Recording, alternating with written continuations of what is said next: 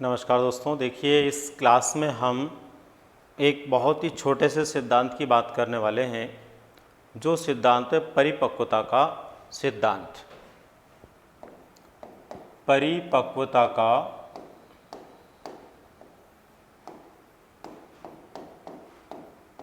सिद्धांत। ये परिपक्वता का सिद्धांत क्या है, किसके द्वारा दिया गया, कुछ सामान्य सी बातें इसमें हैं जो हमें इस क्लास के माध्यम से जाननी है।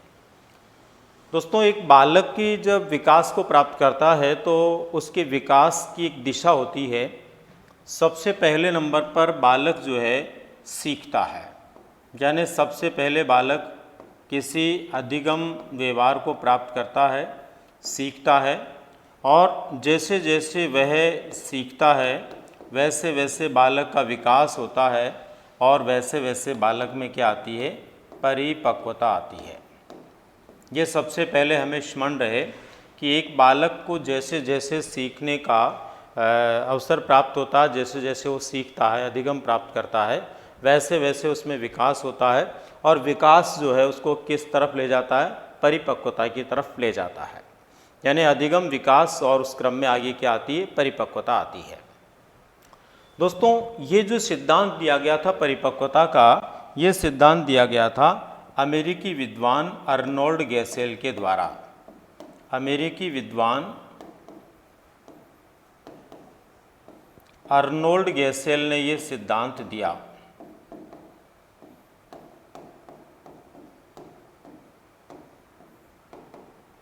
अमेरिकी विद्वान अर्नोल्ड गैसेल के द्वारा ये सिद्धांत दिया गया। अर्नोल्ड गैसेल ने अपना ये जो सिद्धांत दिया, इस सिद्धांत को देते हुए उन्होंने, अर्नोल्ड गैसेल ने इस सिद्धांत को देते हुए कहा कि एक बालक का जो डेवलपमेंट होता, विकास होता, उसकी परिपक्वता उसमें आती है, वो केवल सामाजिक वातावरण से ही नहीं आती है, बल्कि जैसे जैसे उसके तंत्रिका तंत्र में विकास होता है, तंत्रिका तंत्र में वृद्धि होती है, वैसे वैसे उसके सामाजिक सांस्कृतिक वातावरण का प्रभाव भी बालक पर आता है और उसके माध्यम से बालक में परिपक्वता आती है। ये बहुत छोटा सा सिद्धांत है, कुछ कंसेप्ट इसमें है जो हमें ध्यान में रखने हैं। सबसे पहले इन्होंने बालक की परिपक्वता के बारे में क्या कहा कि बालक जैसे जैसे सीखता, विकास की दिशा में आगे बढ़ता और विकास परिपक्वता की ओर ले जाता है, और बालक में जो परिपक्वता आती है वो केवल सामाजिक सांस्कृतिक वातावरण से नहीं बल्कि उसके तंत्रिका तंत्र में होने वाली वृद्धि पर निर्भर होती है। तो इसका इस तरह से हमें स्मरण रहे, ध्यान रहे कि गैसेल के अनुसार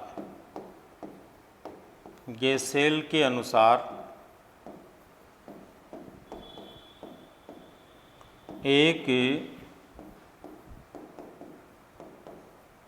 बालक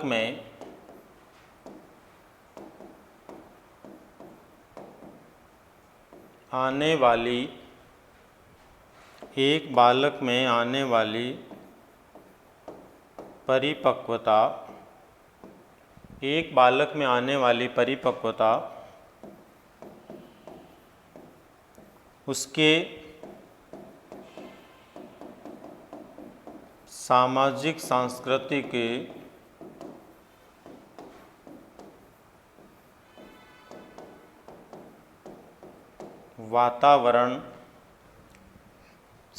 सांस्कृतिक वातावरण के साथ ही विशेष रूप से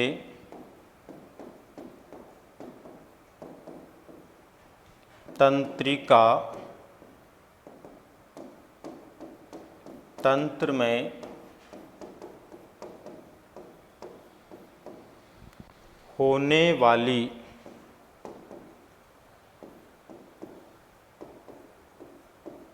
वृद्धि पर निर्भर करती है। जैसे जैसे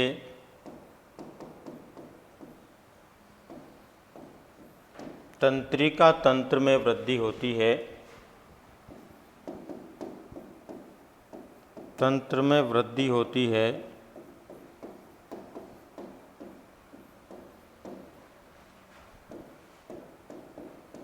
वैसे वैसे बालक परिपक्व होता है।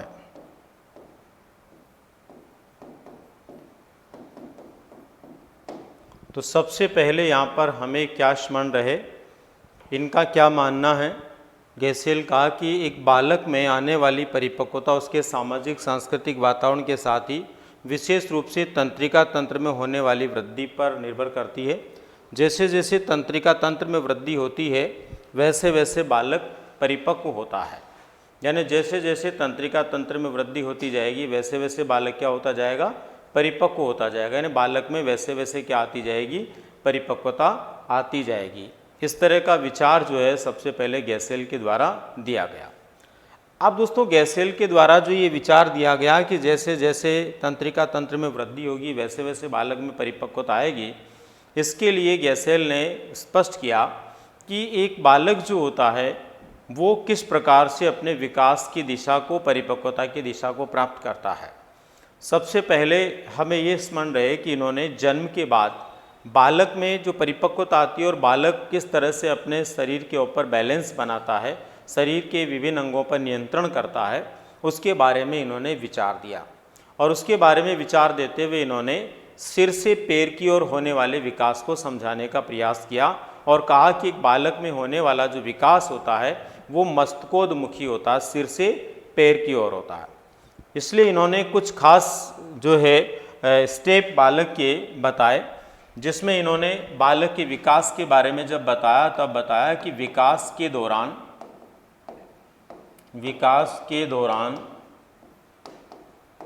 परिवर्तन, विकास के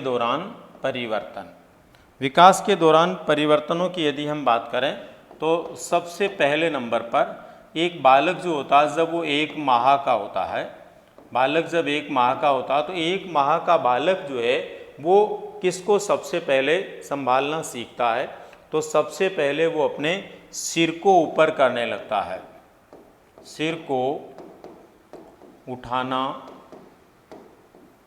यानी सिर पर नियंत्रण, ये हम कह सकते हैं सिर पर नियंत्रण। सबसे पहले बालक सिर पर नियंत्रण करता है। उसके बाद में देखिए बालक जब लगभग थोड़ा बड़ा होता है और वह बालक 2 महीने का हो जाता है, तो 2 महीने का होता तब अपने सीने को ऊपर उठाने लगता है। 2 माह का बालक सीने को उठाना, यानी सीने के ऊपर नियंत्रण करने लगता है। उसके बाद में जब बालक लगभग 4 माह का होता है, बालक कितने महीने का होता है, लगभग 4 माह का होता है, उस समय किसी सहारे से बैठने शुरू कर देता है, सहारे के साथ बैठना शुरू कर देता है। कोई भी सहारा उसके लगा देंगे तो सहारे के साथ में वो क्या हो जाएगा, बैठ जाएगा, तो सहारे से बैठना। उसके बाद में 4 नंबर पर देखिए बालक जब लगभग 7 महीने का हो जाता है, 4 महीने का बालक कैसे बैठता है, सहारे से बैठता है, लेकिन 7 महीने का जब हो जाता है वो बिना सहारे बैठने लगता है, बिना सहारे बैठना, बिना किसी सहारे के बैठना शुरू कर देता है। उसके बाद में जब एक बालक लगभग कितना होता है, 9 माह का होता है, जब बालक कितना होता है, 9 माह का होता है, वो किसी वस्तु, फर्नीचर या सामान को पकड़कर खड़ा हो जाता है। तो 9 माह का बालक वस्तुओं को पकड़कर खड़ा होना, पकड़कर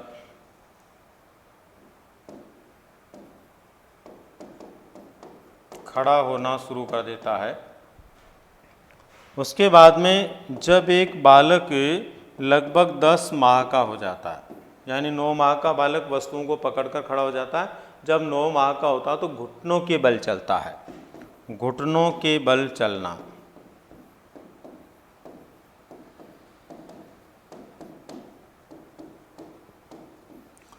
बालक घुटनों के बल चलने लगता है। फिर उसके बाद में बालक जब 11 महीने का होता है तो 11 महीने का बालक 2 तरह की क्रिया एक साथ करता है। सहारा लगाने से वो सीधा दो पैरों पर खड़ा हो जाता है और खड़ा होने के साथ साथ वो सहारे से चल भी सकता है और अकेला दो पैरों पर बिना सहारे खड़ा भी रह सकता है। यानी सहारा करेंगे तो चलता रहेगा और बिना सहारे के खड़ा रह जाएगा।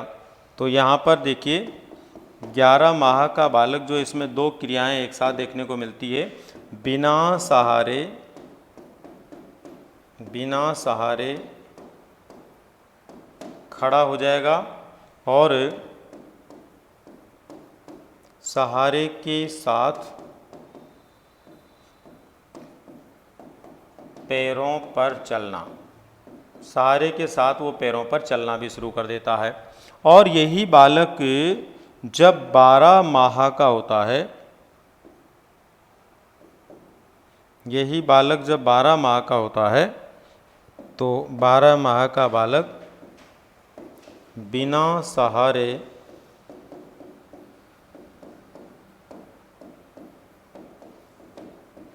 पैरों पर चलना।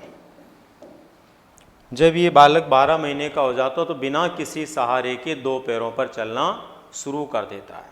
तो यहाँ पर हमें ये स्मरण रहे, यहाँ पर हमें ध्यान रहे कि इस तरह से परिपक्वता के दौरान, परिपक्वता की दिशा में विकास के दौरान बालक जो है पहले सिर पे और सबसे लास्ट में पैरों पर जाकर के नियंत्रण बना पाता है। यानी सबसे पहले सिर पर नियंत्रण बनाया, फिर वो बैठा रहा, फिर खड़ा हुआ, फिर चलने लगा, तो इसका मतलब सिर से पैर की दिशा में बालक अपने शरीर पर नियंत्रण बना पाता है। इसीलिए विकास जो होता है वो सिर से पैर की दिशा में होता है।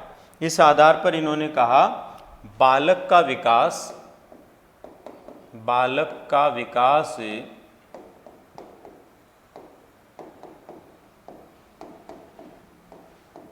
सिर से पैर की ओर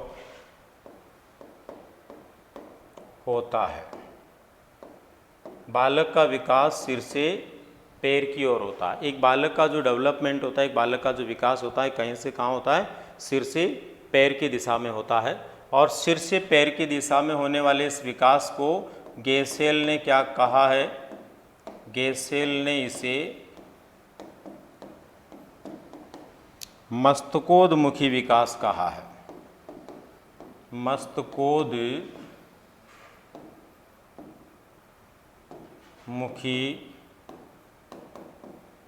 विकास कहा है।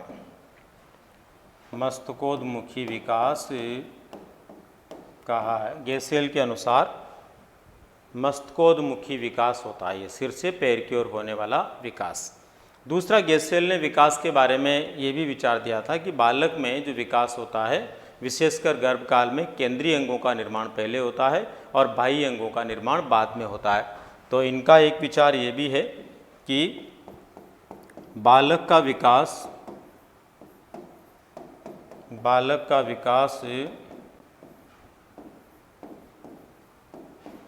केंद्र से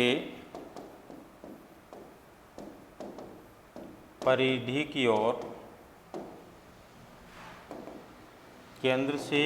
की ओर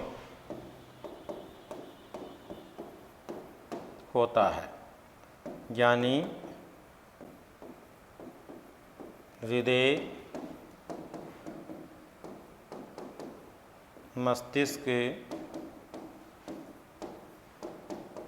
आदि का निर्माण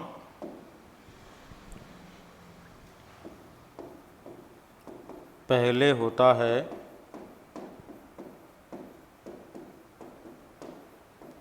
उसके बाद अन्य अंगों का निर्माण होता है। बालक का विकास केंद्र से परिधि की ओर होता है, अर्थात केंद्रीय अंगों का निर्माण पहले होता है और उसके बाद में बाह्य अंगों का निर्माण होता है। हृदय, मस्तिष्क आदि का निर्माण जो है उसके बाद में होता है। इस तरह का विचार इन्होंने दिया, जिसको केंद्र से परिधि की ओर या अंदर से बाहर की ओर विकास की संज्ञा दी जाती है। तो गैसियल के सिद्धांत में ये कुछ खास बातें आपको स्मरण रखनी है। इसके अलावा गैसियल ने जो है एक विशेष प्रकार का शब्द दिया था, एक विशेष शब्द का उपयोग किया था अपने सिद्धांत के साथ में, वो क्या है और उसके संदर्भ में भी हमें पूछा जा सकता है। तो दोस्तों गैसियल ने एक शब्द काम में लिया था, आत्म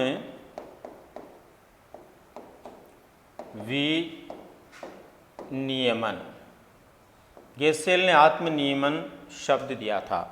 आत्मनियमन का मतलब होता है self regulation. Self regulation, self regulation का मतलब क्या है? खुद के लिए खुद के नियम बना लेना। गैसियल का मानना है कि छोटा जो बालक होता है, 2-3-4 महीने का बालक भी, वो भी अपने खुद के लिए कुछ ऐसे नियम बना लेता, खुद के नियम बना लेता है कि उन्हीं नियमों के आधार पर वो सोता है, जगता है, खाता है, पीता है। घर वालों को ये बात अच्छी तरह समझ में आ जाती है कि इसी समय ये सोएगा, इसी समय जगेगा, इसी समय ये दूध पिएगा। इसका मतलब वो उसके खुद के अपने बनाए हुए नियम हैं। तो एक छोटा बालक खुद के लिए सोने, जगने, खाने पीने के जो नियम बना लेता है और उसी के अनुसार उन क्रियाओं को करता है, इसको बोलते हैं आत्मविनियमन। और ये किसका मानना है? गैसियल का मानना है। तो यहाँ पर देखिए क्या ध्यान में रखना है, गैसियल के अनुसार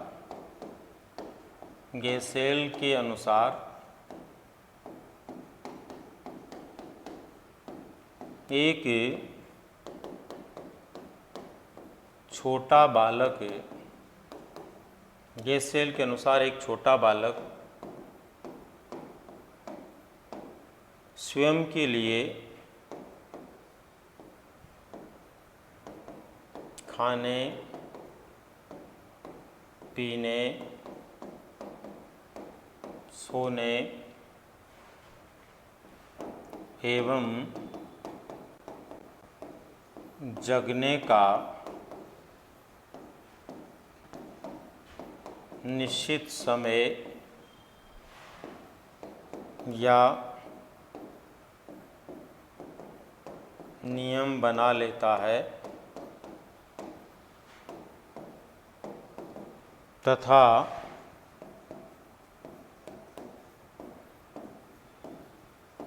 उसी के अनुसार ये सब कार्य करता है, जिसे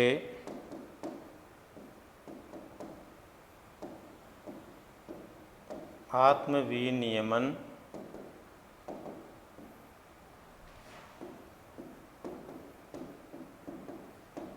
की संज्ञा दी जाती है।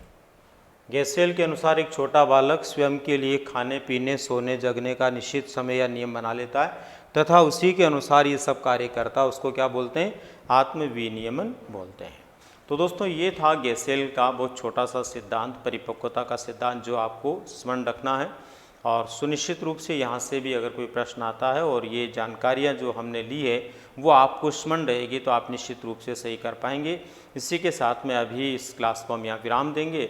मिलते हैं फिर किसी अगले बिंदु के साथ में, तब तक के लिए आपका बहुत बहुत धन्यवाद।